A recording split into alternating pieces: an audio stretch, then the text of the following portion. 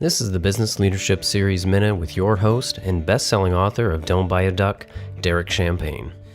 Here's a couple things I really like, and there's so many things about the book I like, but one that struck a chord with me is you talk about your dad, and there's some amazing things you share about your dad that I'd love to hear more about. But you also talk about how he was afraid to ask for help. And I could really relate to that. I could relate to feeling like I was on an island, even though there was a lot of people around me. And so that one grabbed me. And then another thing was the bitterness. You talk about bitterness as being its own prison. And I realized in my own life there was things from the past that I was just hanging on to. And when do we let those things go, right?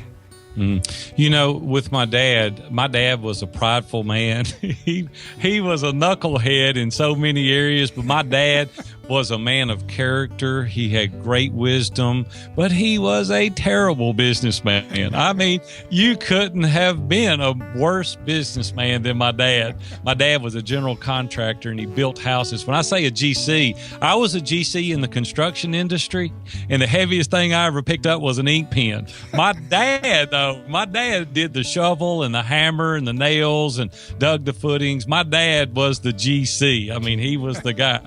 But my dad taught me about caring about people. My dad told me the relationship is the most important thing that we have. It's the most giving asset. It's the most comfortable asset. It's the most precious asset that we have is relationships. We've got to care more about the people than we do the profit. And when we do, man, the abundance just comes pouring back.